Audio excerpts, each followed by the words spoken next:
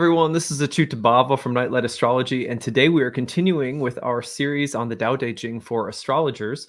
We are going to be looking at verses 27 and 28 of the Tao Te Ching. Now, if you are new to this series, you do not have to have watched any of the previous episodes to get something out of the episodes. They can be watched as standalone episodes. You can also go back and watch them sequentially. The Tao Te Ching is packed full of wisdom and shares a lot in common with the earliest philosophers who studied and practiced astrology. And so we are doing kind of like a cross-comparative philosophical study.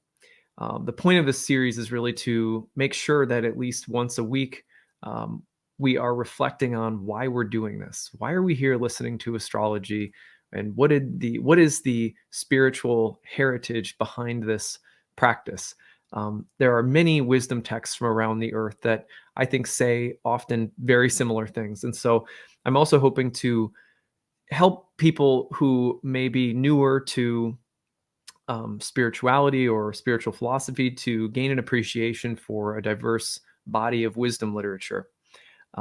I come from the Bhakti yoga tradition. I grew up with, I'd say, kind of a very liberal, contemplative, mystical Christian background. And, I find that many of the spiritual texts from around the world that mean something to me all sort of point me in the same direction. They point me toward love, peace, the cultivation of all of the best virtues. And they constantly, studying these texts every day of my life, generally speaking, as a practice every day, taking a look at the Bhagavad Gita or the Tao Te Ching, it helps reorient me. Yeah, this is why I'm doing what I'm doing. And I have to do that for myself to not only come up with good creative content, but to make sure that I'm getting what I'm supposed to be getting out of not only my career, but my interest in astrology personally. So anyway, all of that being said, don't forget before we dive in today to like and subscribe, share your comments in the comment section, click the notification bell for updates if you want to know when I'm going live. Transcripts of my daily talks can also be found on my website every day, nightlightastrology.com. When you are there, be sure to check out my readings and courses. And if you have any questions about anything, email us, info@nightlightastrology.com. All right, I'm going to go ahead and put the verses for the day up on the screen. And I'm actually going to put this into full screen mode. And I'm going to read the verses. And the way that I do this is I read through one verse. I read through both verses, and then I return and read the first verse and then offer some reflections. And then I read the second verse and offer some reflections. So here we go with verse 27. A knower of the truth travels without leaving a trace, speaks without causing harm, gives without keeping an account. The door he shuts, though having no lock, cannot be opened. The knot he ties, though using no cord, cannot be undone. The sage is always on the side of virtue, so everyone around him prospers. He is always on the side of the truth, so everyone around him is fulfilled. The path of the sage is called the path of illumination. He who gives himself to this path is like a block of wood that gives itself to the chisel. Cut by cut, it is honed to perfection. Only a student who gives himself can receive the master's gift. If you think otherwise, despite your knowledge, you have blundered. Giving and receiving are one. This is called the great wonder, the essential mystery, the very heart of all that is true. Verse 28. Hold your male side with your female side. Hold your bright side with your dull side. Hold your high side with your low side. Then you will be able to hold the whole world. When the opposing forces unite within, there comes a power abundant in its giving and unerring in its effect. Flowing through everything, it returns one to the first breath. Guiding everything, it returns one to no limits. Embracing everything, it returns one to the uncarved block. When the block is divided, it becomes something useful, and leaders rule with a few pieces of it. But the sage holds the block complete. Holding all things within himself, he preserves the great unity which cannot be ruled or divided. Okay, let's go back to 27. We'll read it again, and then we'll offer some reflections here. A knower of the truth travels without leaving a trace, speaks without causing harm, gives without keeping an account. The door he shuts, though having no lock, cannot be opened. The knot he ties, though using no cord, cannot be undone. The sage is always on the side of virtue, so everyone around him prospers. He is always on the side of truth, so everything around him is fulfilled. The path of the sage is called the path of illumination. He who gives himself to this path is like a block of wood that gives itself to the chisel. Cut by cut, it is honed to perfection. Only a student who gives himself can receive the master's gift. If you think otherwise, despite your knowledge, you have blundered. Giving and receiving are one. This is called the great wonder, the essential mystery, the very heart of all that is true. When I think about this in relation to astrology, I think about what we are trying to become as we live through every single transit that comes along and affects us. Our natal chart is like a garden, like a karmic garden with everything, all different kinds of plants and flowers, fruits growing in it. And we, in many ways, are required to do nothing in life, but just walk through our experiences and receive them as gifts. If we have the right disposition, and I'm not saying that we always do or that it is easy to have the right disposition, it is a constant work, which is why I believe we need daily spiritual practices, including reading texts like these. But if we have the right disposition, then every karmic season of our life, every season of outcomes, meaning the planets moving above, affecting our birth charts, causing, so to speak, things to grow in the garden of our life, and often much to our surprise or our chagrin, not because we've necessarily chosen or planned everything, in spite of our desires or intentions or our fears, things just happen. And as they happen, it's been my experience, both in my own life and in the lives of those people that have really inspired me, including teachers, friends, my wife, my kids, my family. The people who are able to somehow look at every experience and say, what is this here to give me? And not, give me so that I might be more wealthy or powerful than some other person. But if I look at the universe as a benevolent place that is kindly teaching me about love and pain and beauty, if I can look at it as though if I can look at the universe as though it is a giving, generous place, then I somehow experience everything as a gift. And I become like the block of wood that gives itself to a chisel. I'm cut by cut. Because let's face it, the experiences that the planets describe are often difficult. This is why we do a series called Grabbed. This is why the planets were called grahas, grabbers. It's not easy to be honed to perfection by means of pure experience. Cut by cut, we're honed to perfection, though, when we receive experience from the standpoint of appreciation. Only a student who gives himself can receive the master's gift. If you think otherwise, despite your knowledge, you have blundered. There's a kind of surrender to the nature of our fate, of the unfolding of our lives, of whatever each planetary transit has to offer that makes or breaks how we end up experiencing our lives. This is why studying astrology is so helpful, because we have a way of relating to every season of experience that makes that experience more than just a one-sided thing. It's very easy to fall into the trap of thinking that our experiences mean only one thing, or that we can only experience or react to them in one way. When you have planets, you have jewels that have so many different sides for the light of our consciousness to bounce off and glisten when we just give our conscious attention to them. It's like, oh, reflect on this Saturn transit, or reflect on Venus or Jupiter doing this or that.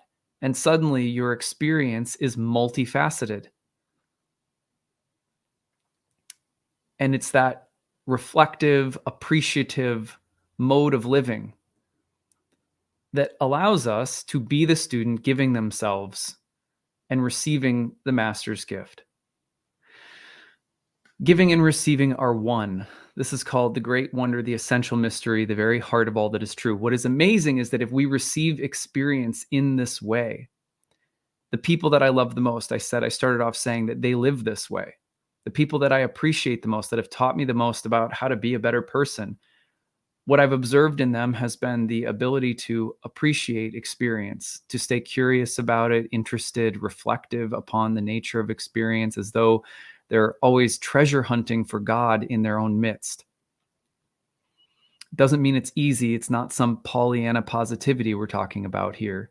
Appreciation is, it's forged in the fires of experience as much as it is a simple kind of mindless act of gratitude, which is also good. Sometimes it's just good to be like, look, I don't know, but thank you. The people I love have taught me how to be this way, and the sages talk about being this way. And what's so amazing is that if we live this way, receiving experience, receiving the planets, as it were, as though they are here to help us, then everything that we do and become in return becomes an act of giving. It is this mode of conscious receiving of the planets that translates into conscious giving of love and appreciation and the same exact qualities to other people. Every experience that we have is also experience we are participating in. And by doing so in the right spirit, we are giving to other people the same spirit. The great wonder, the essential mystery, the very heart of all that is true. It's a beautiful, beautiful passage. Verse number 28. Hold your male side with your female side. Hold your bright side with your dull side. Hold your high side with your low side. Then you will be able to hold the whole world. When the opposing forces unite within, there comes a power abundant in its giving and unerring in its effect. Flowing through everything, it returns one to the first breath. Guiding everything, it returns one to no limits. Embracing everything, it returns one to the uncarved block. Well, I love this verse as well. We could say the male side and the female side are really the yin and yang side, which are two aspects of experience that are really applicable to us, no matter what our gender identification may be or our sexual orientation might be. We could say, for example, that there is a centrifugal and a centripetal force. There's force that moves from the center outward and has, kind of stereotypical masculine qualities. But we shouldn't limit that to, we should not limit that to just one sex. That's present in all human beings, and it's present in the animal kingdom. It's present in nature. It's present in physics. And then we have the receptive side, where energy is moving in toward the center as opposed to moving out from the center. So the point of this verse, aside from that, is that the world is like this beautiful, unending interaction of opposites. And the teaching of this verse is that we can hold those opposites simultaneously within. This is one of the reasons that while I'm a political person and have political points of view, I tend to refrain from getting involved in politics, because I am someone who is trying to focus on learning how to allow conflicting voices and tensions archetypally to coexist within myself, to learn how to be curious about the union or tension of opposites within my heart. And I find that a lot of what exists in the sphere of social media around politics is just about opposites trying to beat one another down. And I think there's a way of being political, or being anything, that allows for the tension of opposites to be held in a sensitive way, in a way that does not have to leave decency or thoughtfulness or civility aside. That's something that that's one of the places in me that I find myself having to work to hold the tension of those opposites. When the opposing forces unite within, there comes a power abundant in its giving. Isn't it amazing that there is instruction here for us? If you learn how to hold the tension of any kinds of opposites within you, that does not mean that you perfectly blend them or harmonize them.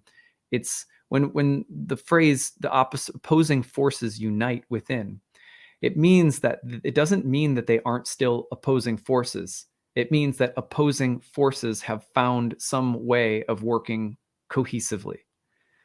For most people, a phrase that will explain that better is about holding the tension of opposites, learning how to hold the tension of opposites. If we learn how to do this, then the verse says, there comes a power abundant in its giving, that the result is some kind of powerful effectiveness, not like power, I'm greater, I'm mightier, I'm stronger, I'm more dominant than you. Power as in effective, power as in um, able to work in the world sensitively but strongly strong at the same time, sensitive and strong, like a tree bends but it doesn't break. It's strong but it's flexible. This is a lot of what yoga is trying to help us cultivate, is both strength and flexibility at the same time. For example, in asana, there comes a power abundant in its giving. In other words, if you're able to hold the tension of the opposites within, there's an effective, powerful abundance that starts overflowing from you and becomes very generous. It's something like when we say that this is the path of the sage or the path of illumination, become like a little sun, light, bright, and life-giving, generous, abundant. When we become that way, the world changes. If we want the world to change, it's not because we enforce our will because we have the righteous way. Even if you have the righteous way, the way in which to influence the world toward a path of righteousness comes from people who are learning how to sensitively walk with peace and mercy and compassion and tolerance and patience and kindness, as well as strength and truth. So, none of that happens unless you start by holding the tension of the opposites. Now, it says, unerring in its effect. It doesn't make mistakes, this kind of power. Flowing through everything, it returns one to the first breath. This is a way of being connected to that Tao, that source. Guiding everything, it returns one to no limits. Embracing everything, it returns one to the uncarved block. It's as though, even though experience is shaping us into this, perfecting us in a sense, every experience shaping us intimately, there's a sense in which the more that we allow for experience to do this, the more that, even though we're individualizing, we're individuating, as Carl Jung would say, there's something about who we are that the brightness of that source within us becomes more luminous. It's the weirdest thing. It's like if you hang out with people who are really sagely, they are very individually unique. Like they're distinguishable. You're like, oh, you can't mistake that person, that personality. And yet, one of the defining features of their personality in their own experience, you could say too, is that they feel close and like they're still an uncarved block. I think a lot about Thich Nhat Hanh, who is like one of my favorite teachers of all time. And if you're ever around him, there's something about him that is, he's just such, he has individuated spiritually. He's individually so unique, his personality and his character. And yet there's something about him that makes you remember or feel close to that, almost like baby, uncarved. It hasn't been touched. It's almost like pure. It's a funny dichotomy that the more we individuate spiritually, the more we resemble a pure, untouched thing or state. It's amazing. So in astrology, this goes back to those two opposing forces in the sky, the primary motion and the secondary motion, which we talked about last week. There's something unchanging and eternal within all of us that the ancient astrologers associated with the primary motion of the sky. All the while, that individual spirit soul finding itself in a body is being individuated through experience. As it individuates, it is also awakening and remembering and becoming closer and more closely identified with its untouched original nature. It's a paradox. And the same thing is being taught to us here when it says, learn to hold the tension of the opposites, the formed and the formless, the masculine and the feminine, the bright and the dull, the high and the low. Learn how to hold them within. You become more unique, more personally individualized, while also being sort of pure and almost like resembling like a pure innocent state. This is the path of illumination.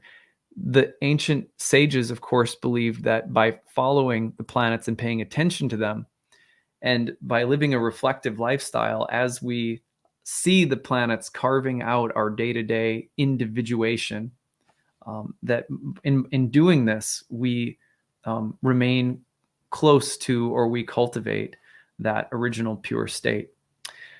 Well, these are just my rambling reflections on the Tao Te Ching. I hope that they are helpful for you and remind you of why you love astrology as much as they remind me of why I love astrology, and how much wisdom there is from all over the world in so many different traditions. Some of these traditions had completely different astral omen traditions too. They didn't necessarily. The Chinese have their own zodiac.